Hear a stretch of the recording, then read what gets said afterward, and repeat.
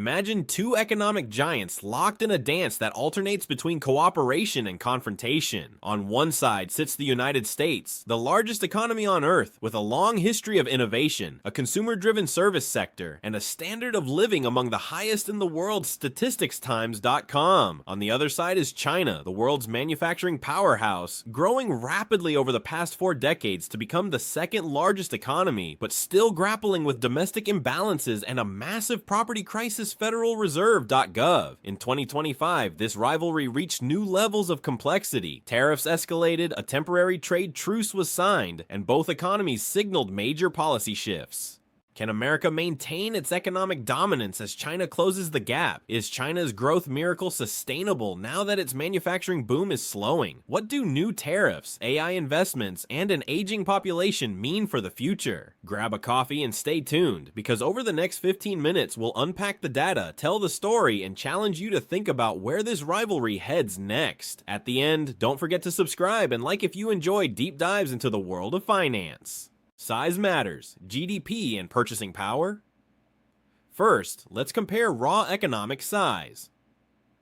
According to IMF data, US nominal GDP in 2025 is about $35 trillion, while China's nominal GDP is roughly 19.2 trillion. Statisticstimes.com.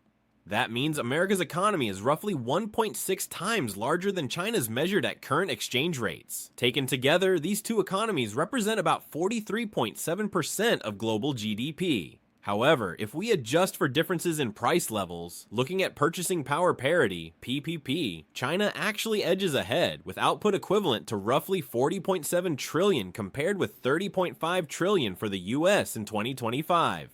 In other words, a dollar can buy more goods and services in China than in the US, so China's domestic economy feels bigger when measured by local purchasing power. Despite China's scale, income per person paints a very different picture. The US per capita income in 2025 is still about 6.5 times higher than China's on a nominal basis and 3 times higher even after adjusting for purchasing power. Americans remain among the richest people on Earth, ranking around 7th globally, whereas Chinese citizens rank around 77th.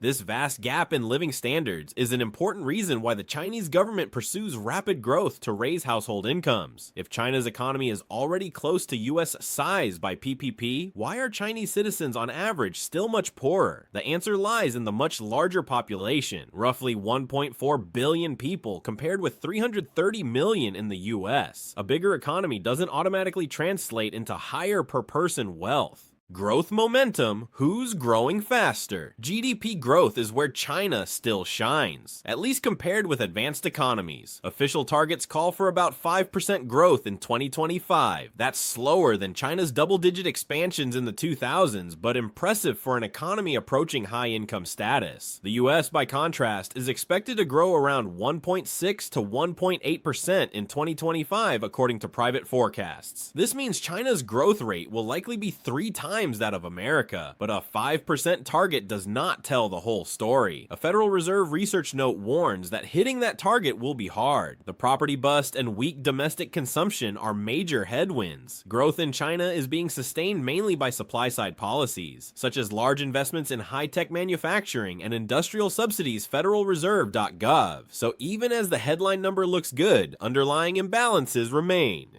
The trade relationship, deficits, tariffs, and truces. No discussion of US-China competition is complete without trade. In 2025, the US trade deficit with China remained enormous. Data from the US Census Bureau show that by July 2025, US exports to China totaled about $69.6 billion, while imports reached $198.3 billion. The result was a trade deficit of $128.6 billion. Though the deficit declined compared with earlier years due to tariffs and supply chain diversification, it still underscores America's reliance on Chinese goods. The trade war escalated further in 2024 to 2025. The US imposed new tariffs on steel, aluminum, and high-tech products and raised duties on all Chinese imports to 145%. Beijing retaliated with restrictions and subsidies for strategic industries. This standoff hurt global growth and injected uncertainty into business plans.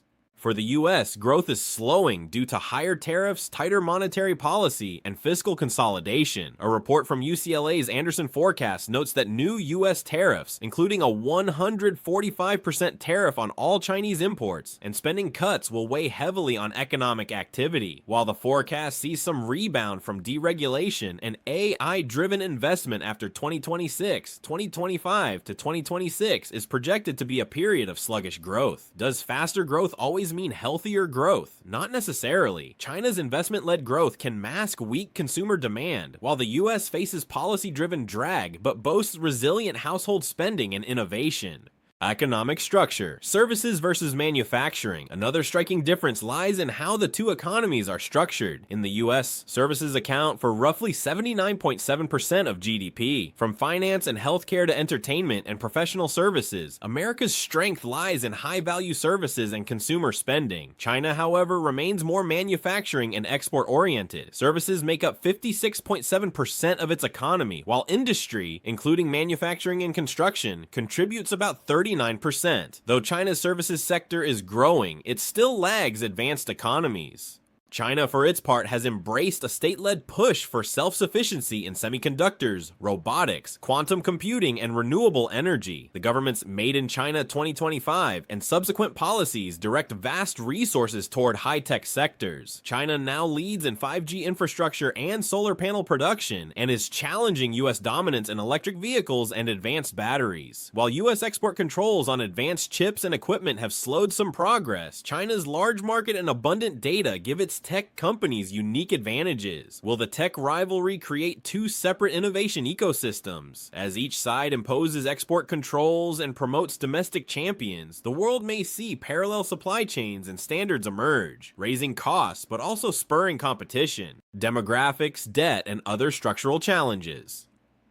Both economies face long-term headwinds. Population aging. The US is aging but benefits from immigration. China faces a rapidly shrinking workforce and a falling birth rate, raising concerns that it may grow old before it grows rich. Debt burdens. The US runs large fiscal deficits and carries public debt around 120% of GDP. China's debts are harder to quantify but include huge liabilities at property developers, local governments, and state-owned enterprises. Property and investment. China's property sector, which fueled growth for years, is in a deep slump. Weak demand and high inventory have dragged on economic growth, and authorities are trying to shift investment toward manufacturing and infrastructure. In the US, rising interest rates have cooled housing, but the market remains more balanced. Both countries also contend with climate risks, geopolitical tensions, and inequality, which could reshape their economic trajectories over the coming decades. Conclusion: two superpowers, one uncertain path. As we wrap up, it's clear the US-China economic rivalry is a story of contrasts. The world's richest country versus the world's most populous, a mature service economy versus an industrial powerhouse, slower growth versus catch-up speed. At the same time, both face daunting challenges, from debt and demographics to climate change and geopolitical conflict. So, what do you think? Are we witnessing the dawn of a new multipolar world where China catches up to or surpasses the US in economic might? Or will structural weaknesses and global backlash against its state-driven model limit China's ascent? Could the US, despite slower growth, maintain its lead through innovation, immigration, and robust institutions?